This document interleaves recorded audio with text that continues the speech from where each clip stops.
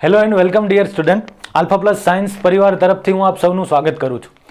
Last lecture સુધીમાં આપણે જે છે અલગ અલગ ચેપ્ટર્સ વિશે થોડી ઘણી બ્રીફ માહિતી જે છે મેળવી હતી. મતલબ ઇન્ડેક્સની અંદર જે તમારે 11th સાયન્સની અંદર જે ભણવાનું છે એના વિશે કેટલીક માહિતી મેળવી હતી. હવે આજે આપણે નવું ચેપ્ટર ચાલુ કરવા જઈ રહ્યા છીએ. બાયોલોજીની અંદર જે છે થોડુંક આગળ ભણીએ. ચેપ્ટર નંબર 5 જે છે તમારું, બરાબર છે, સપુષ્પી વનસ્પતિની બાહ્યાકાર વિદ્યા, એમના વિશે જે છે આજે ચર્ચા કરીશું આપણે. સૌ પ્રથમ તો ચેપ્ટર સ્ટાર્ટ કરીએ પહેલા એમનું નામ સમજી લઈએ. તમને બાહ્યાકાર વિદ્યા વિશે પૂછ્યું છે અને સપુષ્પી વનસ્પતિ, તો આપણને ત્યાંથી જ ખબર પડવી જોઈએ કે સપુષ્પીનો મતલબ થાય છે પુષ્પવાળી વનસ્પતિ. અને એમની બાહ્યાકાર વિદ્યા એટલે શું? બાહ્યાકાર વિદ્યા એટલે એમનો બહારથી જે દેખાવ હોય એ બધી વસ્તુઓ, બરાબર. તો કોઈ પણ પુષ્પવાળી વનસ્પતિ હોય એનું સંપૂર્ણ અવલોકન તમારે કરવાનું છે. એમના જે અંગો છે, જે ભાગો છે, જે પાર્ટ્સ આપણે એમને કહીએ છીએ, એમનું કાર્ય શું છે, કઈ કઈ પ્રક્રિયાઓની અંદર એ ભાગ ભજવતા હોય, એ જે છે એમનું ઇમ્પોર્ટન્સ શું છે, ઇન ધ સેન્સ ઓવરઓલ વાત, બરાબર છે, કે વનસ્પતિની અંદર એ ભાગનું ઇમ્પોર્ટન્સ શું છે, એ બધી બાબતોની ચર્ચા જે છે આપણે આ ચેપ્ટરની અંદર કરવાની રહેશે. ઠીક છે. તો સૌ પ્રથમ તો સપુષ્પી વનસ્પતિ એટલે જે પુષ્પો ધરાવતી હોય એની વાત કરીએ છીએ. મોસ્ટલી આવૃત બીજધારી વનસ્પતિઓ જે છે એમનું આપણે આમની અંદર ડિટેલ ચર્ચા કરવાની રહેશે. તો મેં તમને આના પહેલા સમજાવ્યું હતું આવૃત બીજધારી અને અનાવૃત બીજધારી વચ્ચેનો ડિફરન્સ. આવૃત બીજધારી એટલે જેના બીજ ફરતે આવરણ હોય, અને અનાવૃત બીજધારી એટલે જેમના બીજ જે છે કેવા હોય, સંપૂર્ણ ખુલ્લા હોય. ઓકે, સો વાત કરીએ પહેલા તો સપુષ્પી વનસ્પતિની બાહ્યાકાર વિદ્યાની અંદર તમારે કયા કયા પાર્ટ્સ જે છે એ ધ્યાનમાં લેવાના છે. તો જુદા જુદા પાર્ટ્સની અંદર સૌપ્રથમ જે છે એ આપણે શરૂઆત કરશું મૂળથી. ઠીક છે. કોઈ પણ વનસ્પતિ જે છે એમનો છોડ હોય, તમે જમીનમાંથી ઉખાડી લ્યો તો સૌથી નીચેની તરફથી તમે અવલોકન કરવાનું સ્ટાર્ટ કરો તો સૌપ્રથમ તમને દેખાય એ પાર્ટ હોય મૂળ, બરાબર. આમના બધા જ ભાગો વિશે આપણે ડિટેલમાં ચર્ચા કરવાની છે. મૂળ બાદ ત્યાર પછી આપણે જે ચર્ચા કરવાની છે એ છે પ્રકાંડ, બરાબર છે. તો મૂળ પછીનો સૌથી ઉપરનો ભાગ જે છે એ પ્રકાંડ. તો વનસ્પતિ અહીંથી જે છે આપણે આ દર્શાવીએ કે આ જે છે જમીનનો ભાગ છે એમની અંદરની તરફ, એટલે કે ભૂમિગત ભાગ, જમીનની અંદર રહેલો ભાગ, બરાબર. તમે આવર્તન ભણતા હતા, બરાબર છે, 10th 9th ની અંદર આઈ થિંક આવી ગયું હશે કે આ જે છે ધન ભૂ આવર્તી હોય અને ઋણ પ્રકાશાનુવર્તી હોય. આવર્તન એટલે શું? કે જમીનની તરફ જે છે આકર્ષિત હોય, મતલબ જમીનની તરફ એમનું આગળ વધવાનું કામ હોય, એટલે ધન ભૂ આવર્તી. અને પ્રકાશ તરફ ન હોય, નોર્મલ મૂળ. કેટલાક મૂળ જે છે બહારની તરફ પણ આવતા હોય, આપણે જેમ જેમ આગળ વધતા જશું એમ તમને આઈડિયા આવતો જશે. તો આ કેવા થયા? ધન ભૂ આવર્તી, એટલે કે મૂળ જે છે કઈ બાજુ રહેલા હોય, જમીનની અંદરની તરફ જે છે આગળ વધે. અને પ્રકાંડ જે છે કેવું હોય? ઋણ ભૂ આવર્તી, એટલે કે જમીનથી દૂર તરફ જાય, જમીનથી વિરુદ્ધ દિશામાં જાય. બીજી વસ્તુ કે પ્રકાંડ જે છે કેવું પ્રકાશાનુવર્તન દર્શાવે? ધન પ્રકાશાનુવર્તન, એટલે કે પ્રકાશની તરફ જે છે એ આગળ વધે. તમે પ્રાઇમરીમાં જે છે એક પ્રયોગ સમજ્યા હશો, બરાબર. ન સમજ્યા હોય તો રિપીટ કરી લઈએ આપણે. શું હતું કે કોઈ પણ એક એવો વિસ્તાર છે કે જ્યાં સતત અંધારું છે, કોઈ પણ ઘરનો એક પાર્ટ છે કે જ્યાં અંધારું હોય, ત્યાં તમે વનસ્પતિ કોઈ પણને રાખી દો અને પ્રકાશ જે છે કોઈ એક બારીમાંથી, એક વિન્ડોની અંદરથી પ્રકાશ આવતો હોય, એમની નજીકમાં ક્યાંક તમે વનસ્પતિને રાખી દો તો વનસ્પતિ ધીમે ધીમે વિકાસ પામી અને કઈ તરફ આગળ વધશે? જે બાજુ પ્રકાશ હશે એ બાજુ. તો આ શું થયું? પ્રકાંડનું ધન પ્રકાશાનુવર્તન. ઠીક છે. પણ જે વનસ્પતિને આપણે વાવેતર કરેલું છે મૂળ ત્યાંથી આગળ નહીં વધે. તો આપણે સમજી શકીએ કે પ્રકાશની જરૂરિયાત કોને છે? મૂળને પ્રકાશ સંશ્લેષણની પ્રક્રિયા નથી કરવાની. પ્રકાશ સંશ્લેષણની પ્રક્રિયા પ્રકાંડ અથવા તો પર્ણોને કરવાની છે. ઠીક છે. અહીંયા રિપીટ કરું છું, પ્રકાંડ અથવા તો પર્ણોને. જરૂરી નથી બધી જ વનસ્પતિના પ્રકાંડ પ્રકાશ સંશ્લેષણ કરતા હોય, પણ કેટલીક વનસ્પતિના પ્રકાંડ પણ પ્રકાશ સંશ્લેષણ કરી શકે. એટલે તમે સાચું સાંભળ્યું છે, પ્રકાંડ અથવા તો પર્ણો. ઠીક છે. તો મૂળ, ત્યારબાદ જે છે કયા ભાગની આપણે વાત કરશું? પ્રકાંડની. ત્યાર પછી જેમ આપણે સિક્વન્સ લઈએ છીએ એ મુજબ પર્ણો ખૂબ જ ઇમ્પોર્ટન્ટ પાર્ટ છે. તમે પ્રાઇમરીની અંદર આમને વનસ્પતિઓનું રસોડું કહેતા હશો, કારણ કે રસોઈ બનાવવાનું એટલે કે ખરેખર તો ખોરાક બનાવવાનું કાર્ય કોણ કરે? પર્ણો. જરૂરી નથી હંમેશા પર્ણો જ કરે, પણ મોસ્ટલી, અને ખાસ કરીને સપુષ્પી વનસ્પતિની અંદર મોસ્ટલી પાર્ટ જે આવેલા છે એમની અંદર પર્ણો કરતા હોય. કેટલાકની અંદર પ્રકાંડ પણ કરતા હોય. ઠીક છે. કેટલાકની અંદર પ્રકાશવર્તી મૂળ પણ આવેલા હોય કે જે પ્રકાશ સંશ્લેષણ કરી શકે, બરાબર છે. તો એમની ચર્ચા આપણે કરશું કઈ રીતે એ. ઠીક છે. જે વસ્તુ તમારે અત્યાર સુધીમાં આવી નથી. તો મૂળ, પ્રકાંડ, પર્ણો, આ વનસ્પતિના 3 મુખ્ય પાર્ટ થયા. ત્યાર પછી જે છે પુષ્પ, બરાબર છે. વનસ્પતિઓની અંદર પુષ્પ એક સૌથી ઇમ્પોર્ટન્ટ અંગોમાંનું એક અંગ છે. કારણ કે એમની અંદર અલગ અલગ ઘણી બધી પ્રક્રિયાઓ થતી હશે ને એમની અંદરથી સૌથી ઇમ્પોર્ટન્ટ પાર્ટ જે છે એ શું રહેલું હોય? એમની અંદર સૌથી ઇમ્પોર્ટન્ટ પાર્ટ હોય એ એમનું પ્રજનન તંત્ર. વનસ્પતિઓની અંદર પ્રજનન જે છે ક્યાં થતું હશે? પુષ્પની અંદર. ઠીક છે. પુષ્પ બાદ જે છે આપણે ચર્ચા કરવાની છે ફળની. બરાબર છે. કારણ કે વનસ્પતિના જેમ જેમ એમનો વિકાસ થતો જશે, પરિપક્વ થશે, પ્રજનન યોગ્ય થશે, ત્યાર પછી જે છે એમની અંદર પુષ્પ જે છે એ પછી અંતે પ્રજનન દ્વારા શેનું નિર્માણ કરશે? ફળનું નિર્માણ કરશે. આપણી બુકની અંદર નહીં પણ નીટ માટે આપણે સાથે સાથે બીજની પણ ચર્ચા કરવાની છે. બરાબર છે. તો આટલા બાહ્યાકાર વિદ્યાની અંદર સમાવેશિત થાય. બીજ ખરેખર જે છે ફળની અંદરની તરફ રહેલું હોય છતાં પણ આમની ડિસ્કસ જે છે આપણે કરીશું. તો મૂળ, પ્રકાંડ, પર્ણ, પુષ્પ અને ફળ અને સાથે સાથે બીજ જે છે આટલી વસ્તુઓની આપણે આમની અંદર ડિટેલમાં ચર્ચા કરવાની છે. હવે પહેલા તો વાત કરી લે કે આ બધાનું ઇમ્પોર્ટન્સ શું છે. નો ડાઉટ ચેપ્ટરની અંદર વાત કરવાની છે પણ એ પહેલા કોઈ પણ વનસ્પતિઓ જે છે એમની બેઝિક દેહધાર્મિક ક્રિયાઓ જે છે બરાબર છે એમની વાત કરી લઈએ. તો પહેલા તો તમને લોકોને વિચારો જોઈએ દેહધાર્મિક ક્રિયાઓનો મતલબ શું થાય? દેહધાર્મિક ક્રિયાઓ એટલે શું? આપણા શરીરની અંદર દેહધાર્મિક ક્રિયાઓ થતી હોય એમનો મતલબ શું? જો તમે કોઈ પણ કોષ જે છે એમને ધ્યાનમાં લ્યો તો કોષની અંદર જે છે એ અલગ અલગ વસ્તુઓ ઘણી બધી પ્રક્રિયાઓ થતી હોય. ફોર એક્ઝામ્પલ કોષની અંદર કોષનું વિભાજન થતું હોય. ઠીક છે. ત્યારબાદ એમની અંદર જે છે એ શ્વસન થતું હોય. ત્યારબાદ એમની અંદર જે છે અલગ અલગ ઉત્સર્જન દ્રવ્યો, ઉત્સર્ગ દ્રવ્યો જેને આપણે કહીએ છીએ એ ઉત્પન્ન થતા હોય. કોષોની અંદરની તરફ અંગિકાઓ કામ કરતી હોય. કણાભસૂત્ર છે તો એટીપીનું જે કાંઈ અંદરની તરફ સંગ્રહ કરવાનું ને એ બધું કામ. કોષ કેન્દ્ર છે તો એમની અંદર ડીએનએ દ્વારા બનેલા જે કાંઈ રંગસૂત્રો હોય એમને રિલેટેડ પ્રક્રિયાઓ. એ સિવાય લાઇસોજોમ છે, રિબોઝોમ્સ છે, ગોલ્ગી કાય છે, ઓવરઓલ વનસ્પતિ કોષ કે પ્રાણી કોષ સૌ બધાને ધ્યાનમાં લ્યો તો ઘણી બધી પ્રક્રિયાઓ ઓવરઓલ થતી હોય. આ બધી જ પ્રક્રિયાઓને સંયુક્ત રૂપે આપણે કહીએ છીએ દેહધાર્મિક ક્રિયાઓ. સો આ બધી દેહધાર્મિક ક્રિયાઓ જે છે વનસ્પતિ કોષોની અંદર પણ થતી હોય અથવા તો ઓવરઓલ વનસ્પતિની અંદર પણ થતી હોય. આપણે આપણા કોષની દેહધાર્મિક કોષીય લેવલે પણ વાત કરી શકીએ અથવા તો સંપૂર્ણ મનુષ્યની પણ વાત કરી શકીએ કે આપણે આટલી દેહધાર્મિક ક્રિયાઓ કરીએ છીએ. તો પહેલા આપણે આ બધા જ ભાગો જે છે એમની સમજૂતી મેળવતા પહેલા કઈ કઈ દેહધાર્મિક ક્રિયાઓ અને કયા અંગોને લાગુ પડે છે એના વિશે આપણે સમજી લઈએ. તમને લોકોને બધાને ખ્યાલ છે કે વનસ્પતિ કોષ જે છે એ મોસ્ટલી બધી જ વનસ્પતિ જે છે એમની અંદર કોષ દિવાલ ધરાવતો હોય. કોષ દિવાલનો મતલબ શું થાય? તો નોર્મલી તમે શું કહો છો ભાઈ કે કોઈ પણ કોષ જે છે વનસ્પતિનો કોષ ખરેખર ષટકોણીય હોય છે. તમને લોકોને ખ્યાલ છે આ રીતે તમે જે છે એમને દર્શાવી શકો. મોસ્ટલી વનસ્પતિ જે છે એમની અંદર સૌથી ઉપરની તરફ, ઓકે હવે અત્યારે હું શેપની અંદર નથી જતો પણ વનસ્પતિનો કોષ હોય એમની અંદર સૌથી ઉપરની તરફ જે છે કોષ દિવાલ આવેલી હોય અને આમની અંદરની તરફ જે છે પટલ આવેલું હોય એમને કહેવાય કોષ રસ પટલ. ઠીક છે. કોષ દિવાલ એટલે એ કોષને એમનો આકાર જે છે એ મેન્ટેન કરવામાં વધારે મદદરૂપ થાય. નો ડાઉટ કોષરસ પટલ જે છે એ પણ મદદરૂપ થતું હોય પણ કોષ દિવાલ જે છે એમને રક્ષણ આપવાનું કામ કરે. કોષો જે છે મજબૂતાઈથી જળવાઈ રહે એ બધી વસ્તુઓ. શેની બનેલી હોય? સેલ્યુલોઝની બનેલી જે છે કોષ દિવાલ હોય આપણને લોકોને ખ્યાલ છે. ખરેખર માત્ર સેલ્યુલોઝની બનેલી હોતી નથી. આગળ જે છે ડિટેલ ચર્ચા આવશે તમારે. ત્યાર પછી કોષરસ પટલ. કોષરસ પટલ એટલે શું? તો જો આમની અંદરની તરફ મધ્ય ભાગની અંદર શું આવેલું હોય? કોષ કેન્દ્ર. કોષ કેન્દ્ર જે છે એમની અંદર તમે શું કહો છો? જનીન દ્રવ્યો આવેલા હોય અને આખા કોષ જે છે એમનું મોસ્ટલી મેન્ટેનન્સ ક્યાંથી થતું હોય? કોષ કેન્દ્રની અંદર. ઠીક છે. હવે આમની આજુબાજુમાં અહીંયા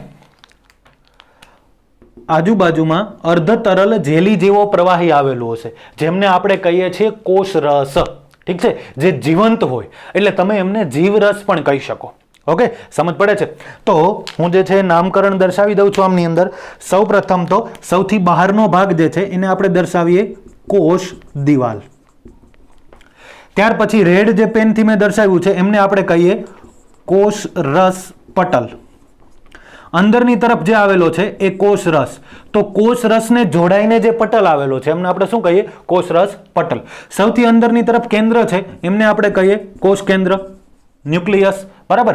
અહીંયા આજુબાજુમાં જે છે કોષરસ અને કોષરસની અંદર ઘણી બધી આવી અંગિકાઓ પણ આવેલી હોય. કણાભસૂત્ર, રિબોઝોમ, લાઇસોઝોમ, ગોલ્ગી કાય જે કાંઈ તમે કહો છો એ બધી જ અંગિકાઓ. બરાબર છે. તો એ બધાનો સમાવેશ જે છે એમની અંદરની તરફ થતો હશે. તો બેઝિક વાત થઈ કોષની. કયા કોષની? વનસ્પતિ કોષની. બરાબર. કેટલીક અંગિકાઓ પ્રાણી કોષ અને વનસ્પતિ કોષ વચ્ચે ડિફર થાય છે એમની અંદર અત્યારે આપણે નથી જતા પણ જસ્ટ આ તમારી સમજ માટે કે આવો કંઈક કોષ હોય. બરાબર છે. પ્રાણી કોષ કરતા વનસ્પતિ કોષ કેટલી બાબતમાં જુદો પડે છે આગળના ચેપ્ટર્સ આપણે ચર્ચા કરતા જશું, એમ તમને ખબર પડતી જશે. તો મારે વાત પહેલા તો તમને કરવી છે એ છે દેહધાર્મિક ક્રિયાઓની. શું હોય દેહધાર્મિક ક્રિયાઓની અંદર? તો વિચારો તમે, વનસ્પતિ જે છે એમના દરેક પાર્ટ જે છે વિચારો. આપણે મૂળથી શરૂઆત કરીએ. મૂળની અંદર જે છે શું શું થતું હોય, કઈ કઈ પ્રક્રિયાઓ થતી હોય? ફોર એક્ઝામ્પલ, મૂળ જે છે એમનું કાર્ય છે, કયું કયું કાર્ય છે? એક તો પાણીનું શોષણ, બરાબર છે.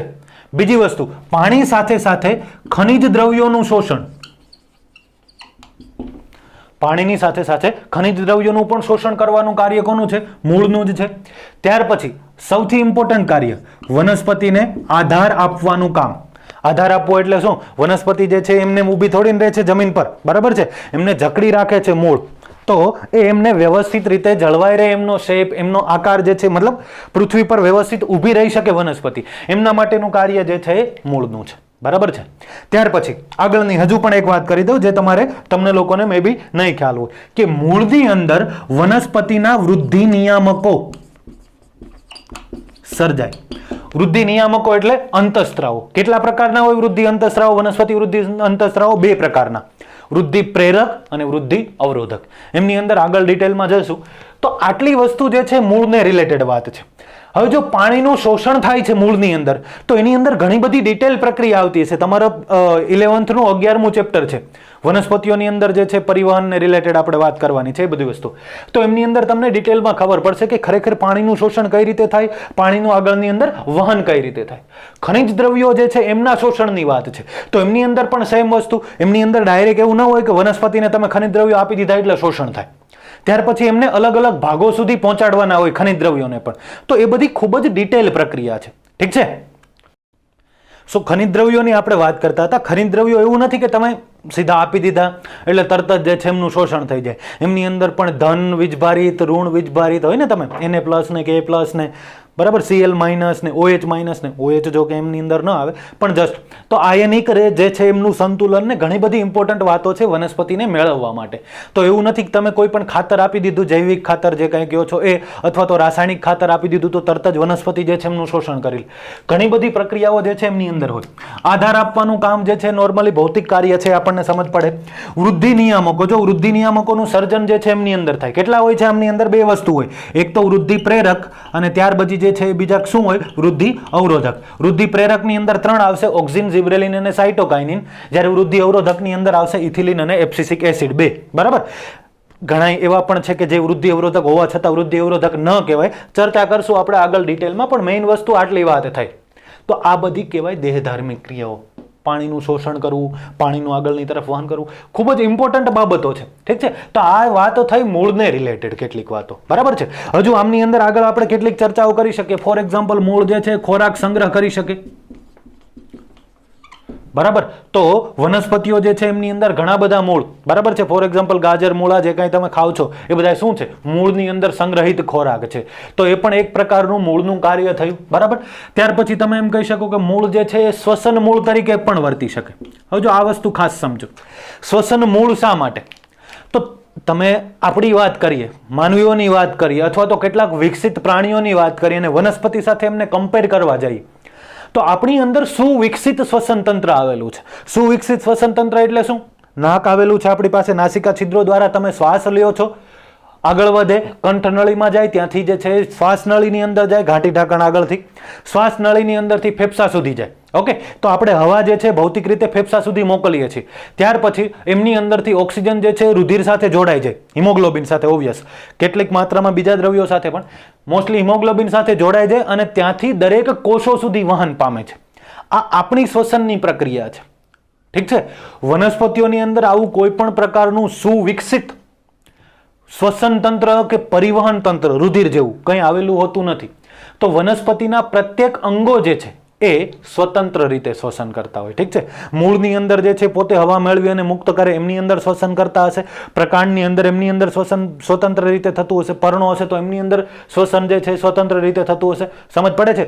તો એ મુજબની વાત. તો આવી ઘણી બધી પ્રક્રિયાઓ, આ બેઝિક વાત હું ઇન બ્રીફ કહું છું તમને લોકોને, કે આટલી દેહધાર્મિક ક્રિયાઓ જે છે કોઈને કોઈ રીતે મૂળ સાથે સંકળાયેલી છે. ઓકે, સો આ વાતો જે છે આપણે કરવાની છે મૂળવાળા ભાગની અંદર, બરાબર છે. તમને આકૃતિની અંદર દર્શાવ્યું છે આ નીચેનો પાર્ટ આ મૂળનો છે. આમની અંદર પ્રાથમિક મૂળ અને દ્વિતીયક મૂળ મેં દર્શાવ્યું છે, બરાબર. એમનું બેઝિક વાત જે છે અત્યારે જસ્ટ આકૃતિ મુજબ જે છે યાદ રાખવાની કોશિશ કરો. આગળ આ જ ચેપ્ટરની અંદર આપણે એમની અંદર ચર્ચા કરવાની છે. તો આ વાત થઈ મૂળની. ત્યાર પછી વાત કરીએ પ્રકાંડની, કે ભાઈ પ્રકાંડની અંદર શું આવેલું હોય. તો પ્રકાંડ તો એક તો વનસ્પતિનો હવાઈ ભાગ છે. જેમ મૂળ જે છે ભૂમિગત ભાગ છે, એમ પ્રકાંડ જે છે કઈ બાજુનો ભાગ છે? હવાઈ, વાતાવરણની અંદર રહેલો ભાગ છે, બરાબર. પ્રકાંડનું જે છે સૌથી ઇમ્પોર્ટન્ટ કાર્ય હોય એ શું હોય છે? એમનું ઇમ્પોર્ટન્ટ કાર્ય હોય છે એ છે વૃદ્ધિ પામવાનું, ખાસ તો, બરાબર, કે વૃદ્ધિ પામતા જાય ને ત્યાર પછી એમની શાખાઓ જે છે એમની વ્યવસ્થિત રીતે ગોઠવણી, બરાબર છે. ત્યાર પછી પુષ્પો, ફળ જે છે એમનું નિર્માણ, એ બધી વસ્તુઓ પ્રકાંડની અંદર ખૂબ જ ઇમ્પોર્ટન્ટ હોય. સાથે સાથે વૃદ્ધિ પામવાની સાથે સાથે પ્રકાંડની અંદર જે છે વાહક પેશીઓ આવેલી હોય. બધા જ ભાગોની અંદર વાહક પેશીઓ આવેલી હોય, મૂળની અંદર પણ વાહક પેશીઓ આવેલી હોય, પણ પ્રકાંડની અંદર જલવાહક અને અન્નવાહક જે છે એમનું કાર્ય ઇમ્પોર્ટન્ટ છે. ત્યાંથી એમની વહેંચણી કઈ રીતે થાય? કારણ કે પાણીનું વહન સાથે સાથે ખોરાકનું વહન, એ બધી બાબતોનું વહન જે છે થવું જોઈએ. તો વાહક પેશીઓની આપણે વાત કરવાની છે. વાહક પેશીઓ બાદ પ્રકાંડ જે છે એમનું કાર્ય કેટલીક વાર પ્રકાશ સંશ્લેષણનું પણ છે. કારણ કે ઘણીવાર કેટલાક પ્રકાંડ જે છે, કેટલાક ખાસ કરીને જે શુષ્ક વિસ્તારોની વનસ્પતિ હોય, ઠીક છે, શુષ્ક વિસ્તારોની અંદર શું હોય કે પાણી પૂરતી માત્રામાં ન મળતું હોય, એટલે પ્રકાંડ જે છે પ્રકાશ સંશ્લેષણ કરતું હોય. હવે તમારે આ રીઝન વિચારવાનું છે કે શુષ્ક વિસ્તારોમાં પાણી ન મળવાને અથવા તો પૂરતી માત્રામાં પાણી ન મળવાને અને પ્રકાંડને પ્રકાશ સંશ્લેષણ કરવાને બંનેને શું સંબંધ છે? ઠીક છે, આ વસ્તુ તમે વિચારજો. આગળ ચર્ચા કરશું આપણે, પણ વિચારજો. તમને લોકોને કોઈ પણ આઈડિયા આવે તો તમે મને જણાવી શકો છો. ઓકે, તો આ વાત થઈ પ્રકાશ સંશ્લેષણની. તો પ્રકાંડની બેઝિક વાતો થઈ, પ્રકાંડની દેહધાર્મિક ક્રિયાઓની વાતો થઈ. આટલી જ નથી, ઘણી બધી છે, પણ હું જે છે ઓવરઓલ તમને ખ્યાલ આપું છું. ત્યાર પછી પ્રકાંડ બાદ જે છે પર્ણોની વાત કરીએ કે ભાઈ પર્ણોની અંદર શું થતી હોય, કઈ દેહધાર્મિક ક્રિયાઓ થતી હશે. તો હવે વાત કરીએ પર્ણોની, બરાબર છે. ખૂબ જ ઇમ્પોર્ટન્ટ જે છે એ વાત, સૌ પ્રથમ તો એ પ્રકાશ સંશ્લેષણ કરે છે. વનસ્પતિના પર્ણો મોસ્ટલી પ્રકાશ સંશ્લેષણ કરે છે. સૌથી વધારે માત્રામાં પ્રકાશ સંશ્લેષણ પર્ણો દ્વારા થતું હોય, કારણ કે મોસ્ટલી વનસ્પતિ જે છે એ પર્ણો સ્વતંત્ર ધરાવતી હોય. કેટલીક વનસ્પતિઓની અંદર ન હોય ત્યારે પ્રકાંડ પણ કરતું. પ્રકાશ સંશ્લેષણની પ્રક્રિયા શું છે એ વસ્તુ હવે જો એ બાબતો ક્લિયર કરી લ્યો. શ્વસન અને પ્રકાશ સંશ્લેષણ, અને આગળના લેક્ચરની અંદર મેં તમને કીધું હતું કે શું ડિફરન્સ છે. વનસ્પતિ શ્વસન કરે તો એમની અંદર શું લે, પ્રકાશ સંશ્લેષણ કરે તો એમની અંદર શું લે, એ વસ્તુ. હવે એક વસ્તુ સમજી લો, પ્રકાશ સંશ્લેષણ અને શ્વસન બંને અલગ અલગ પ્રક્રિયા છે, ઠીક છે. એમને બંનેને ભેગી નથી સમજવાની. વનસ્પતિ પ્રકાશ સંશ્લેષણ દરમિયાન શું કરશે? CO2 જે છે વાતાવરણની અંદરથી મેળવે, બરાબર છે. CO2 મેળવશે અને O2 મુક્ત કરશે.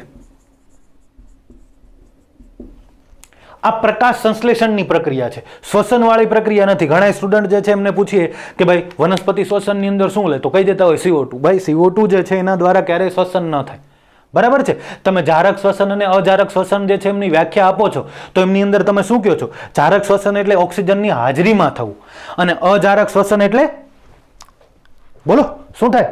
અજારક શ્વસન એટલે ઓક્સિજનની ગેરહાજરીમાં થવું, બરાબર. ઘણા એવો ભ્રમ પાળીને બેઠા હોય છે કે અજારક શ્વસન એટલે CO2 ની હાજરીમાં થવું. ના, CO2 જે છે ઉત્પન્ન થતું હોય કેટલાક અજારક શ્વસનમાં, કેટલાક અજારક શ્વસનમાં ન પણ થાય, બરાબર છે. પ્રકારો આવશે એટલે તમને ડિટેલમાં સમજ પડી જશે. 14મું ચેપ્ટર છે આપણું, બરાબર છે. તો વાત કરીએ છીએ આપણે પ્રકાશ સંશ્લેષણની. CO2 મેળવવો અને O2 મુક્ત કરવો, આ પ્રક્રિયા છે પ્રકાશ સંશ્લેષણની. અને ઓબ્વિયસ પ્રકાશ સંશ્લેષણ દરમિયાન જે છે શું સર્જાતું હશે? ખોરાકની ઉત્પત્તિ. સમજ પડે છે? તો આ વાત થઈ પ્રકાશ સંશ્લેષણની, કે આટલી વસ્તુ થઈ. હવે જો આના માટે આપણે એક ડિટેલ ચેપ્ટર ભણવાનું છે. આટલી જ વસ્તુ નથી, તમે અત્યાર સુધી આટલી જ વસ્તુ ભણ્યા છો. વધીને આગળ ગયા હશો તો સમીકરણ વિશે આમની અંદર ભણ્યા હશો કે ભાઈ CO2 અને H2O ને જોડો તો C6H12O6 બને, એટલે કે ગ્લુકોઝ અથવા તો શર્કરાઓ બને, અથવા તો C12H22O11 એટલે કે સુક્રોઝ બને. આટલી પ્રક્રિયા નથી. પ્રક્રિયા તો ખૂબ જ ડિટેલ છે, એના માટે આપણે આખું ચેપ્ટર, ખૂબ જ ઇમ્પોર્ટન્ટ ચેપ્ટર 13મું ચેપ્ટર જે છે ચર્ચા કરશું. તો આ વાત થઈ પ્રકાશ સંશ્લેષણની. જ્યારે શ્વસનની અંદર શું હોય? શ્વસનની અંદર બધા જની જેમ મોસ્ટલી વનસ્પતિઓ જે છે એ પોતે O2 મેળવે, CO2 મુક્ત કરે અને એની સાથે સાથે ઉર્જા ઉત્પન્ન થાય. સમજ પડે છે? O2 મેળવે, CO2 મુક્ત કરે, એનું રીઝન શું છે? તો તમને લોકોને અગાઉ જે છે અગાઉના ચેપ્ટર ઇન્ટ્રોડક્શન જે હતા એમની અંદર મેં તમને કીધું હતું કે ફોર એક્ઝામ્પલ તમે કોઈ પણ એક અણુને ધ્યાનમાં લઈ લો, કોઈ પણ એક કાર્બનિક અણુ, બરાબર છે? For example glucose. ગ્લુકોઝની અંદર શું હોય? 6 કાર્બન હોય.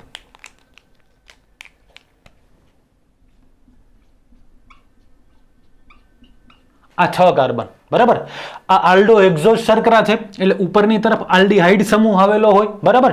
કોઈ જ ડરવાની જરૂર નથી આ બંધારણોથી, બહુ જ ઈઝી છે. આગળ તમે જેમ જેમ ભણતા જશો એટલે બધું આવડતું જશે.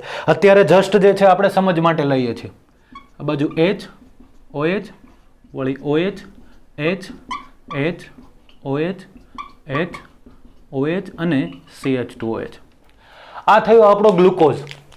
આમનું તમે સૂત્ર જે લખતા હતા C6H12O6, ઠીક છે? ગણી લ્યો કેટલા કાર્બન છે? 1 2 3 4 5 અને 6.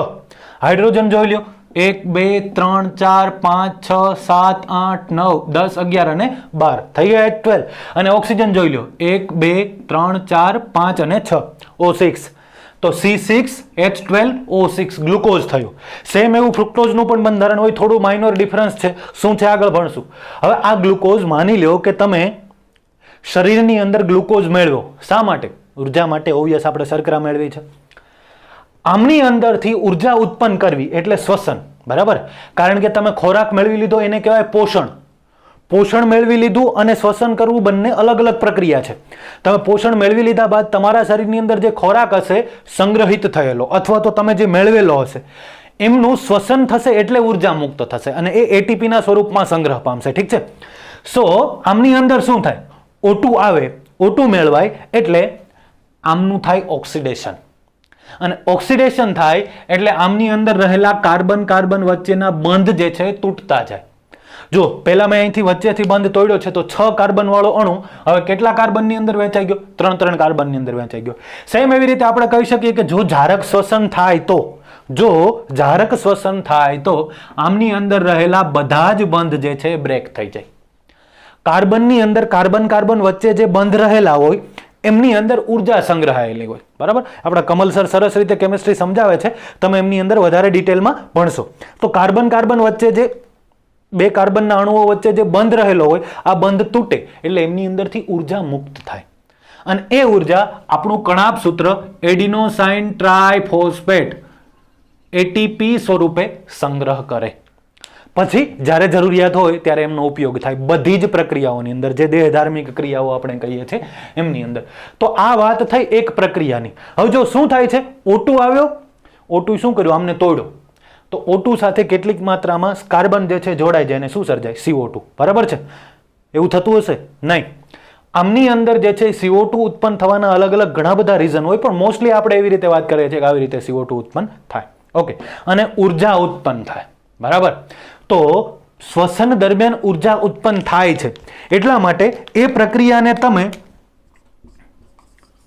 ઉર્જા ત્યાગી અથવા તો શક્તિ ત્યાગી પ્રક્રિયા કહી શકો. પ્રકાશ સંશ્લેષણની અંદર શું થાય છે? વાતાવરણમાં રહેલો જે CO2 છે એ વનસ્પતિ મેળવી લે. CO2 છે એટલે કે એમની અંદર શું છે? કાર્બન છે. અને આ કાર્બનની મદદથી શું થાય? આવા અણુઓ બનાવે. સમજ પડે છે? ઓકે. સો આમની અંદરથી જે કાર્બન મેળવાતો હશે એ કાર્બનનું સ્થાપન કરે. વાતાવરણમાં જે CO2 છે એ કાર્બન જે છે એમનું સ્થાપન થાય અને આવા અણુઓ બનાવતું છે. આ વાત કરી આપણે શેની વાત છે? ગ્લુકોઝનું બંધારણ છે, બરાબર? આમનું તમે ઓલમોસ્ટ બમણું કરી દો તો તમને સુક્રોઝ મળે, C12H22O11. આ સુક્રોઝ થયો, બરાબર? ક્યાં સંગ્રહાયેલો? વનસ્પતિની અંદર, જે ધાન્યોની આપણે વાત કરીએ છીએ, બરાબર છે? તમે કહેતા હતા ને સ્ટાર્ચ અથવા તો સુક્રોઝ. સ્ટાર્ચનું કન્વર્ઝન માલ્ટોઝમાં થાય એવું તમે પાચન તંત્રની અંદર ભણ્યા હશો. એમાઇલેઝ જે છે એ ઉત્સેચકની મદદથી લાળ રસની અંદર જે આવેલો હોય તો ચાવવા માંડીએ એટલે સ્ટાર્ચ જે છે 12 કાર્બન વાળી છે એ ધીમે ધીમે નાનકડા અણુઓની અંદર રૂપાંતરણ કરે, પોલિમર ને મોનોમર, અથવા તો જેને તમે જે છે 2 અણુઓ જોડાય, 3 અણુઓ જોડાય, ડાયમર, એ રીતે આગળ વાતો તમે કરી હશે. તો એ બધી બાબતો જે છે એને રિલેટેડ વસ્તુઓ જે છે તમને ખબર પડે. O2 મુક્ત થાય, બરાબર. હવે જો આ વસ્તુ ખાસ ખૂબ જ ઇમ્પોર્ટન્ટ લખી જ લેજો, ફરજિયાત, બરાબર. મોસ્ટલી લોકો એવું માને છે કે વાતાવરણમાંથી CO2 મેળવાય છે, એમની અંદરથી વનસ્પતિ O2 મુક્ત કરે છે. તદ્દન ખોટી વાત છે. વાતાવરણમાંથી CO2 મેળવાય છે, એ CO2 નું સ્થાપન થાય છે. વનસ્પતિ જે O2 મુક્ત કરે છે, આ O2 હંમેશા પાણીની અંદરથી મુક્ત થાય છે. તો વનસ્પતિને જે પાણી આપવામાં આવે છે, પાણી વગર ક્યારેય પ્રકાશ સંશ્લેષણ પોસિબલ નથી. એ પ્રકાશ સંશ્લેષણ વાળું આપણે ચેપ્ટર ભણશો એટલે તમને ડિટેલમાં ખબર પડશે. વનસ્પતિને જે પાણી આપવામાં આવે છે એમની અંદરથી O2 મુક્ત થાય. સમજ પડે? તો આ વસ્તુ ખાસ જે છે એ ખાસમ ખાસ ઇમ્પોર્ટન્ટ. અને ત્યાર પછી ખોરાકની ઉત્પત્તિ. ઓબ્વિયસ ખોરાક જે છે બને છે, ફોર એક્ઝામ્પલ ગ્લુકોઝ જેવું અણુ, સુક્રોઝ, ફ્રુક્ટોઝ, કોઈ પણ પ્રકારના અણુઓ ઓવરઓલ જે છે શર્કરાઓ બનાવે. શર્કરાઓ જે છે એટલે ગળ્યા પદાર્થો. તો તમે કહો છો ને સ્ટાર્ચનું કન્વર્ઝન માલ્ટોઝમાં, રોટલી જે છે એમને તમે ખાવ છો, વ્યવસ્થિત ચાવવાની વાત છે, બરાબર. સરખી રીતે ચાવો અને એમની અંદર લાળ રસ પૂરતા પ્રમાણમાં ભળી જાય, બરાબર છે, તો તમને મીઠી લાગશે. હું ગળીની વાત નથી કરતો, સાવ ગળી ન લાગે, ઠીક છે, પણ મીઠી લાગે રોટલી, બરાબર. શા માટે? કારણ કે તમને ધીમે ધીમે પાચન થવા માંડ્યું એટલે શર્કરાનો સ્વાદ આવે છે, એટલે મીઠી લાગે, બરાબર. કે બીજી કાંઈ લાગે છે? કડવી વડવી નથી લાગતી ને? કડવી લાગે તો ચેક કરી લેવું, બરાબર છે. તો આ વસ્તુ છે. આ વાત થઈ O2 જે છે મુક્ત કરે અને ખોરાકની ઉત્પત્તિ કરે એમની. વાતાવરણમાંથી સૂર્યપ્રકાશની મદદથી, વાતાવરણમાંથી CO2 ની મદદથી, અંદરથી મેળવેલા, જમીનમાંથી મેળવેલા પાણીની મદદથી વનસ્પતિ શું કરે છે? સૂર્યપ્રકાશ જે છે, સૂર્ય ઉર્જા જે છે એમનું સ્થાપન કરે છે. અહીંયા ઉર્જા ત્યાગી પ્રક્રિયા હતી, તો આ જે છે કેવી થશે? ઉર્જા ગ્રાહી પ્રક્રિયા. ઉર્જા ગ્રાહી, શક્તિ ગ્રાહી પ્રક્રિયા, બરાબર. કારણ કે એ શું કરે છે? વાતાવરણમાંથી ઉર્જા મેળવીને, શક્તિ મેળવીને એમનું સ્થાપન કરવાનું કામ કરે છે, બરાબર છે. તો પર્ણોની વાત કરવા જઈએ તો સૌ પ્રથમ તો એ કઈ પ્રક્રિયા કરતું હશે? પ્રકાશ સંશ્લેષણ. બીજી વસ્તુ એ શું કરતું હશે? શ્વસન. શ્વસન જે છે માત્ર પર્ણો જ ન કરે, શ્વસન જે છે એ વનસ્પતિના દરેક અંગો સ્વતંત્ર રીતે કરતા હોય, એટલે કે શ્વાસોશ્વાસની આપલે અને શ્વસન, અને દરેક કોષોની અંદર જે છે શ્વસન પ્રક્રિયા થતી હોય, કોષીય શ્વસન. વસ્તુ ન સમજાતી હોય તો કંઈ પણ તમે પૂછી શકો છો. કોષીય શ્વસન એટલે શું? તો અગાઉ પણ મેં તમને જે છે એકવાર આઈડિયા આપ્યો હતો, આજે પણ ચર્ચા કરી, મતલબ આના આગળના લેક્ચરમાં જ.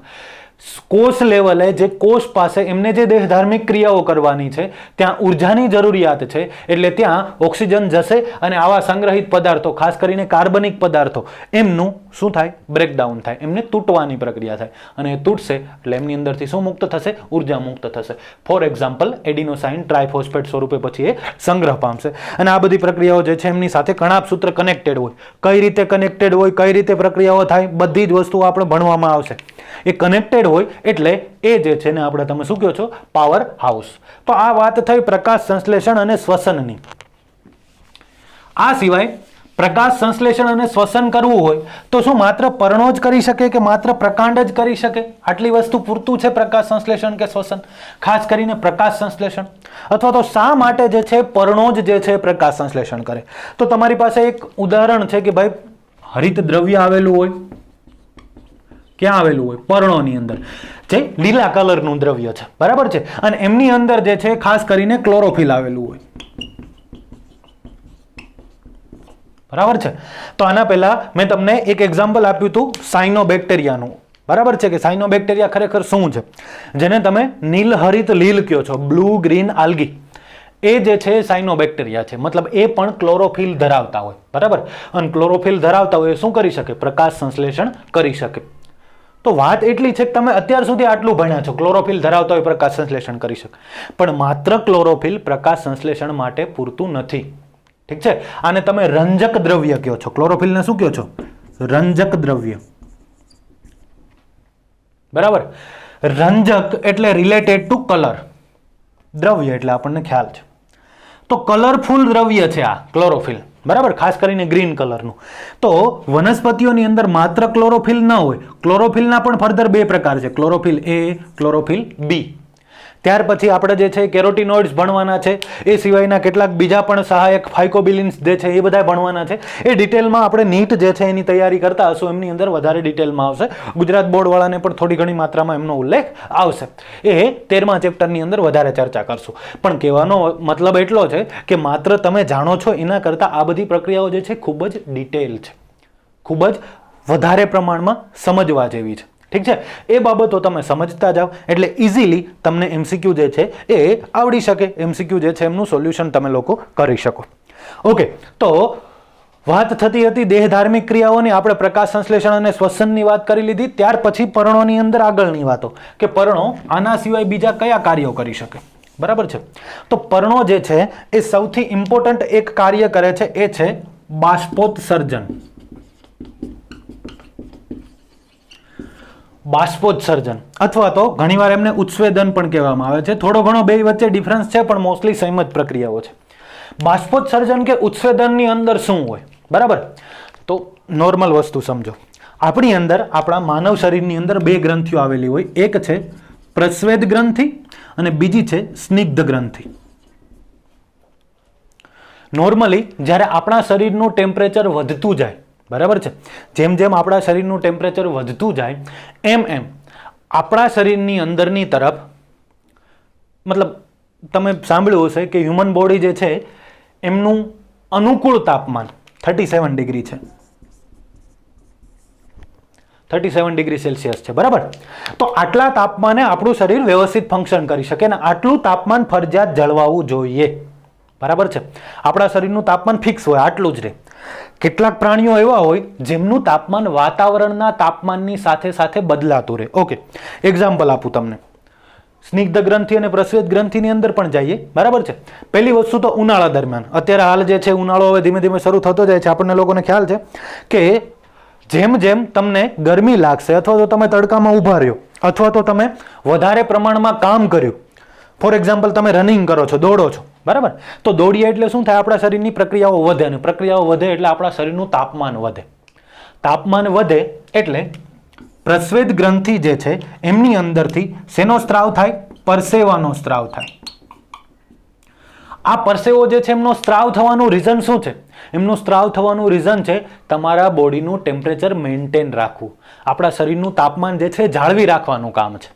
બરાબર છે, તો શરીરનું તાપમાન વ્યવસ્થિત 37 ડિગ્રી સેલ્સિયસ જેટલું જળવાવું જ જોઈએ. એનાથી નીચું જાય તો પણ બોડી કંઈક ને કંઈક કરે, એનાથી ઉપર જાય તો પણ કરે. ઉપર જાય તો શું થાય? પરસેવાનો સ્ત્રાવ કરે. હવે આ પરસેવો જે છે એમનો સ્ત્રાવ થાય એટલે શરીર જે છે એમને ઠંડક અનુભવે. એક પ્રકારે પાણી જેવું દ્રવ્ય હોય એટલે એમની અંદર કેટલીક માત્રામાં ઉત્સર્ગ દ્રવ્યો પણ હોય, એમની ચર્ચા પછી કરીએ આપણે. વાત છે પરસેવાની, એનો સ્ત્રાવ થાય એટલે શું થાય? જળવાઈ રહે ટેમ્પરેચર. બીજી વસ્તુ સ્નિગ્ધ ગ્રંથિ, એટલે કે એમની અંદરથી સ્ત્રાવ થતો હોય ચીકણા દ્રવ્યોનો, ચીકણા પદાર્થોનો. એનું રીઝન શું છે? એનું રીઝન એ છે કે રેગ્યુલરલી રોજે આપણે જે છે એ કેટલા બધા હજારો લાખો બેક્ટેરિયાઓ અથવા તો અલગ અલગ ફૂગ કે એમના બધા એના સંપર્કમાં આવતા હોય. હવે આપણી સ્કિન જે છે એ ખૂબ જ છિદ્રિષ્ટ છે, કારણ કે જો છિદ્રિષ્ટ હશે તો જ અંદરથી પરસેવો બહારની તરફ આવી શકે ને. સમજ પડે છે? તો ખૂબ જ છિદ્રિષ્ટ હોય, એમની અંદર કોઈ પણ બેક્ટેરિયાઓ, વાયરસ કંઈ પણ સીધું સ્કિન દ્વારા ઘૂસી ન જાય. તો આપણા પ્રતિકારક તંત્રનો એક ખૂબ જ ઇમ્પોર્ટન્ટ ભાગ આપણી ચામડી પણ છે, સ્કિન પણ છે. ઠીક છે, એમની અંદરથી પરસેવાનો સ્ત્રાવ થાય, સાથે સાથે ચીકણા પદાર્થોનો સ્ત્રાવ થાય કે જેમની અંદર બેક્ટેરિયાઓ, વાયરસ, ફૂગ કે કંઈ પણ કોઈ પણ ઇન્ફેક્શિયસ દ્રવ્ય હોય એ સીધું ત્યાં અટકી જાય, ચીકણા પદાર્થની અંદર અટકી જાય. બરાબર, એટલે પછી એને આપણે દૂર કરી શકીએ. સમજો છો? તો આ વાત થઈ નોર્મલ જે છે ટેમ્પરેચર વધુ હોય ત્યારની. જો સ્નિગ્ધ ગ્રંથિ ટેમ્પરેચર વધુ હોય ઓછું હોય કોઈ પણ સમયે સ્ત્રાવ કરે. પ્રસ્વેદ ગ્રંથિ જે છે ખાસ કરીને ટેમ્પરેચર મેન્ટેન કરવા માટે, તાપમાન જાળવી રાખવા માટે સ્ત્રાવ કરે, એટલે કે જ્યારે ખાસ કરીને વધારે તાપમાન હોય ત્યારે. તો આ તો વાત થઈ કે ભાઈ તાપમાન વધારે હોય ત્યારે આપણા શરીરનું કંઈક પ્રતિચાર છે, પ્રતિભાવ આપે છે. પણ તાપમાન ઓછું હોય ત્યારે શું? બરાબર છે, તો શિયાળામાં તમે જોયું હશે કે તમને વધારે પડતી ઠંડી લાગે તો આપણા શરીરની અંદર ધ્રુજારી આવે છે. એ ધ્રુજારી જે છે શું છે? કોષો જે છે એમની વચ્ચેનું ઘર્ષણ થાય. સતત તમે ધ્રુજતા હોય એટલે કોષો વચ્ચેનું ઘર્ષણ થાય અને કોષો વચ્ચે ઘર્ષણ થવાથી ઉષ્મા ઉત્પન્ન થાય અને એ શું કરી શકે? તાપમાન મેન્ટેન કરી શકે. તમને જે ધ્રુજારી આવે છે એ દરમિયાન આપણા શરીરની અંદરની તરફ રહેલી ઉર્જા પણ વપરાતી હોય. બરાબર છે. તો ઓવરઓલ કામ શું કરવાનું છે? 37 ડિગ્રી સેલ્સિયસ જેટલું તાપમાન જે છે મેન્ટેન કરવાનું છે, જાળવી રાખવાનું છે. સમજ પડે છે? તો આ આપણું ઉદાહરણ થયું. આપણે વાત કરીએ છીએ અહીંયા બાષ્પોત્સર્જન અથવા તો ઉત્સેદનની, એટલે કે વનસ્પતિઓની. તો પહેલા તો બાષ્પોત્સર્જન કે ઉત્સેદન શું છે, બરાબર, અથવા તો તમે કેવી રીતે અનુભવી શકો. બરાબર, ઉનાળા દરમિયાન તમે લોકો નોર્મલી જે છે કોઈ પણ સ્ટ્રીટની અંદર, શેરીની અંદર ચાલ્યા જાઓ છો, તડકો લાગે છે, ગરમી લાગે છે, લૂ લાગે છે, બરાબર, પણ નજીકમાં કોઈ પણ ખૂબ જ મોટું જે છે વ્યવસ્થિત વિસ્તરેલું વૃક્ષ હોય અને એમના નીચે તમે બેસો તો શું થાય? ઠંડકનો અનુભવ થાય. રીઝન શું છે? એનું રીઝન એક જ છે કે વનસ્પતિઓ જે છે એ પોતે વાતાવરણની અંદર પાણીની ઠંડી બાષ્પ જે છે એ છોડતું હોય, એમને કહેવાય બાષ્પસર્જન. બાષ્પોત્સર્જન એટલે બાષ્પનું ઉત્સર્જન કરે, તો વાતાવરણ જે છે એ ઠંડુ જળવાઈ રહે. બરાબર છે? તો શું વનસ્પતિઓ સ્પેશિયલી ટેમ્પરેચર જાળવી રાખવા માટે, વાતાવરણનું ટેમ્પરેચર જાળવી રાખવા માટે આવું કરે છે? જવાબ છે ના.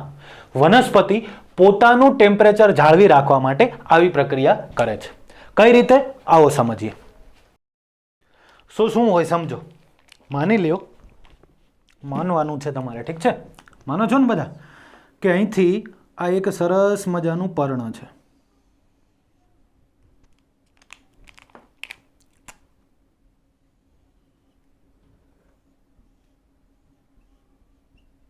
આ એક પર્ણ છે અને આ પર્ણ જે છે એ વનસ્પતિ સાથે જોડાયેલું છે. પ્લીઝ કોઈ એમ નથી સમજવાનું કે મેં ચૂંટી લીધું છે, અલગ કરી લીધું છે. વનસ્પતિ સાથે જોડાયેલું છે અને વનસ્પતિ સાથે જોડાયેલું છે એ દરમિયાન આમના પર સૂર્યપ્રકાશના કિરણો જે છે આપાત થાય છે. સૂર્યપ્રકાશના કિરણો આપાત થાય, ભાઈ, જેમ આપણને ગરમી લાગે સૂર્યપ્રકાશ દ્વારા, સેમ એવી રીતે આમને પણ લાગે. જેમ વધારે તીવ્ર પ્રકાશ થતો જતો હશે તો શું થાય? બરાબર. હવે તમે એક પર્ણ જે છે આ માની લો વનસ્પતિ સાથે જોડાયેલું છે. અહીંયા સાઈડમાં બીજું એક પર્ણ જે છે એ આપણે દર્શાવી દઈએ કે આ પર્ણ જે છે એ વનસ્પતિ સાથે જોડાયેલું નથી. બરાબર છે? કોઈ તોફાની બાળકે તમારા જેવાએ આમને વનસ્પતિથી અલગ કરી લીધું છે, મુક્ત કરી દીધું છે. અને આ બંને 1 કલાક સુધી પ્રકાશની અંદર, ખૂબ જ બપોરનો ધોમ ધખતો તડકો જેમને આપણે કહીએ છીએ એમની અંદર રહેલા છે. તો શું થશે?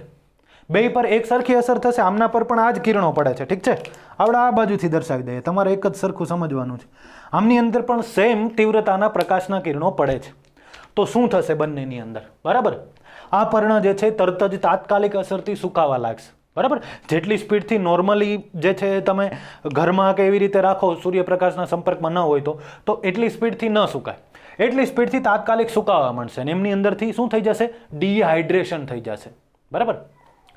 આમની અંદર શું થાય? એમની અંદરથી પણ ડિહાઇડ્રેશન થતું હોય, પણ જેમ મેં તમને પ્રસ્વેદ ગ્રંથિની વાત કરી એવી રીતે આમનું તાપમાન ક્યારેય ઊંચું ન જાય. બરાબર, તમે જે છે જેમ જેમ તડકાની અંદર જુઓ છો તો કોઈ પણ વસ્તુઓ પડી હોય, કોઈ લોખંડની વસ્તુ પડી હોય, એમને અડકીએ તો ગરમ લાગે, પથ્થરો હોય તો એ ગરમ લાગે. વનસ્પતિના પર્ણો જે વનસ્પતિ સાથે જોડાયેલા છે એને કોઈ પણ તીવ્રતાવાળો પ્રકાશ હોય એમની અંદર અડકો તો એ ગરમ ન લાગે. રીઝન શું છે? કારણ કે આ પર્ણો જે છે એમની પર સૂર્યપ્રકાશ પડે છે, એમને ગરમી લાગે છે.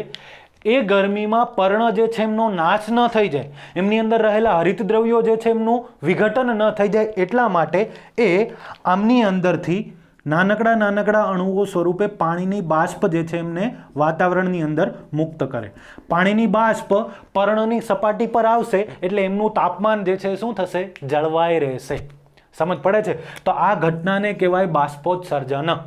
ઓકે, તો પર્ણ જે છે એમની અંદર આપણે જે અલગ અલગ વાતો કરીએ છીએ કે એમના કાર્યો શું છે, તો એ બાષ્પોત્સર્જન વાળું કાર્ય થયું. બરાબર છે? ત્યાર પછી દેહધાર્મિક ક્રિયાઓ જે છે આ મેઇન વાતો થઈ. એ સિવાય પર્ણના ઘણા બધા કાર્યો છે. પર્ણો જે છે ઘણીવાર ખોરાકનો સંગ્રહ પણ કરી શકે. ફોર એક્ઝામ્પલ ડુંગળી અથવા તો લસણ, આમની અંદર શું છે? પર્ણોની અંદર ખોરાક સંગ્રહ થયેલો છે. પર્ણો જે છે એ ઘણીવાર કાંટાઓની અંદર રૂપાંતરિત થઈ અને આધાર પણ આપતા હોય. પર્ણો જે છે એ ઘણીવાર જે તમે જોયું હશે આવી રીતે વનસ્પતિ જે છે એમની અંદર પર્ણ હોય, એમની અંદરથી આવી સ્પ્રિંગ જેવી રચના થતી હોય. બરાબર, અને આ આધાર આપવાનું કામ કરે કોઈ પણ સાથે વીંટળાઈ જઈને. બરાબર, તો આવી આધાર આપતી રચનાઓ જે છે એ પણ સર્જાતી હોય. તો આવી ઘણી બધી પ્રક્રિયાઓ જે છે, ઘણી બધી દેહધાર્મિક ક્રિયાઓ અથવા તો સપોર્ટિવ ક્રિયાઓ જે છે પર્ણ દ્વારા થતી હોય. આ બધી બાબતોનો આપણે ચર્ચા કરવાની છે. તો આટલી વાતો થઈ મૂળ, પ્રકાંડ અને પર્ણની. બરાબર, હવે વાત કરીએ પુષ્પની, કે પુષ્પની અંદર શું જોવા મળે. તો પુષ્પ જે છે એમની અંદર ડિપેન્ડ કરે. પુષ્પ જે છે એક તો બે પ્રકારના હોય નોર્મલી. કેવા પ્રકારના? એક જે છે એમને આપણે કહીએ છીએ એકલિંગી પુષ્પ અને બીજાને કહીએ છીએ ઉભયલિંગી પુષ્પ. એકલિંગી પુષ્પની અંદર શું હોય? તો એકલિંગી પુષ્પ જે છે એ કાં તો નર અથવા તો માદા પ્રજનન તંત્ર ધરાવે. આપણે ડિટેલમાં ચર્ચા આમની કરવાની છે. જ્યારે ઉભયલિંગી પુષ્પ જે છે એ શું હોય? બંને પ્રકારનું પ્રજનન તંત્ર ધરાવે. એટલે પુષ્પની અંદર પુંકેસર પણ હોય અને સ્ત્રીકેસર પણ હોય. આમની અંદર બે અલગ અલગ પુષ્પો જે છે જોઈએ, જ્યારે આમની અંદર એક જ પુષ્પની અંદર હોય. તો પુષ્પ જે છે એ પ્રજનન એકમ છે. વનસ્પતિઓ જે છે એમનો પ્રજનન એકમ છે પુષ્પ. ત્યાં જ જે છે શું થશે? પ્રજનન થશે અને પ્રજનનના અંતે બીજ અને ફળ સર્જાશે. ઠીક છે. તો આ વાત થઈ પુષ્પની. પુષ્પ પણ સ્વતંત્ર રીતે શું કરતું હોય? શ્વસન કરતું હોય. પુષ્પોના ઘણા બધા પ્રકારો હોય, કઈ રીતે શું છે એ બધી બાબતો ડિટેલમાં આપણે આગળ વાતો કરશું. તો આ વાત થઈ પુષ્પની. ઠીક છે. ત્યાર પછી આપણે વાત કરવાની છે ફળની, કે ફળની અંદર શું હોય. બરાબર છે. તો સૌપ્રથમ તો ફળ જે છે એક પ્રકારની ખોરાક સંગ્રહી રચના છે. મતલબ એ શું કરે છે? જે ખોરાક રેગ્યુલરલી બનતો હોય એમની અંદર સંગ્રહ થાય. બીજી વસ્તુ કે મોસ્ટલી વનસ્પતિઓની અંદર બીજ જે છે એ ક્યાં આવેલા હોય? ફળની અંદર. બરાબર. આવૃત બીજધારીની વાત કરે છે. અનાવૃત બીજધારીની અંદર વાત અલગ છે, ચર્ચા કરશું એમની પણ. બરાબર. તો આ બધી વાતો થઈ. ઠીક છે. કે શું હોય? ખોરાક સંગ્રહી જે છે રચના. બરાબર. તો ફળની અંદર હોય. નો ડાઉટ બીજી બાકીની બધી જ વસ્તુઓ જે છે એ પણ આવી રચનાઓ જે છે કરતી હોય. ફળ પછી વાત થઈ બીજ. તો બીજ એક પ્રકારે શું છે? નવી વનસ્પતિ છે. બીજની અંદર પણ ખોરાકનો સંગ્રહ થયેલો હોય, કારણ કે બીજ જે છે જ્યાં સુધી ઉગી ન નીકળે ત્યાં સુધી વચ્ચેની અવસ્થામાં પણ જીવંત જ હોય. તો એમને ખોરાક મળતો રહેતો હોય, એ પોતે શ્વસન પણ કરતો હોય ખૂબ જ માઇનોર પ્રકારમાં. એ બધી જ વસ્તુઓ જે છે રેગ્યુલર થતી હોય. તો આ વાત થઈ બીજની. તો આ બધી જ જે બાહ્યાકાર વિદ્યાની અંદર આ બધા જ ઘટકો જે છે આપણે જોવાના છે. બરાબર છે. અહીંયા ધ્યાન આપો, આકૃતિ મેં તમને દર્શાવી છે. બરાબર. તો એક વનસ્પતિ આપણે નોર્મલી આઈડિયલ આકૃતિ દર્શાવી છે. જરૂરી નથી બધી જ વનસ્પતિઓ સેમ હોય અથવા તો આ રીતે જ હોય. આ જસ્ટ તમારી સમજ માટે છે. ઠીક છે. આપણી બુકની અંદર પણ સેમ આકૃતિ દર્શાવી છે. બરાબર. તમે એ પણ જોઈ શકો છો. સૌપ્રથમ તો મેં ભૂમિગત ભાગ દર્શાવ્યો છે, મૂળ. બરાબર છે. સૌપ્રથમ બીજની અંદરથી આપણે વ્યાખ્યાઓ જે છે હવે પછીના આગળના લેક્ચરની અંદર ભણશું ખરેખર, તો છતાં પણ નોર્મલ વાત કહી દઉં. જે બીજ હોય ને, બીજ આમનું આપણે વાવેતર કર્યું હોય. બરાબર. એમની અંદરથી જે મૂળ બહારની તરફ આવે ને, એમની અંદરથી જે મૂળ બહારની તરફ આવે એમને કહેવાય પ્રાથમિક મૂળ. બરાબર છે. અથવા તો એમને કહેવાય ભ્રૂણ મૂળ. બીજના ભ્રૂણની અંદરથી કઈ રીતે છે એ ચર્ચા કરશું આપણે આગળના લેક્ચરની અંદર. આ જસ્ટ તમારી સમજ માટે છે. હજુ આપણે ચેપ્ટર સ્ટાર્ટ નથી કર્યું. આ ઇન્ટ્રોડક્શન છે ચેપ્ટરનું. તો એમને કહેવાય પ્રાથમિક મૂળ. તો આ દર્શાવ્યું છે મેં પ્રાથમિક મૂળ, જે મુખ્ય મૂળ હોય. બરાબર છે. ત્યાર પછી એમની સાઈડમાં જે પ્રાથમિક મૂળ હોય એમની અંદરથી જે વિકસે એમને કહેવાય દ્વિતીયક મૂળ. ખરેખર જે છે એ દ્વિતીયક મૂળ માટે આપણે એક્ઝેક્ટ પાર્ટ જે છે આ લેવો જોઈએ. પ્રાથમિક મૂળની અંદરથી નીકળતા મૂળ એમને કહેવાય દ્વિતીયક મૂળ. અને દ્વિતીયક મૂળ જે છે એમની અંદર ફર્ધર શાખાઓ પડે તો એમને તૃતીયક મૂળ પણ કહી શકાય. ઠીક છે. એમની ચર્ચા આપણે આગળ કરશું. તો આ પાર્ટ થયો ભૂમિગત ભાગ, મૂળવાળો ભાગ. હવે ઉપરની તરફની વાત કરીએ તો સૌપ્રથમ તમને પ્રકાંડ દર્શાવ્યું છે. પ્રકાંડની અંદર કલિકાઓ આવેલી હોય. કલિકાઓ એટલે શું? એ ભાગની અંદરથી નવા ભાગો વિકસે.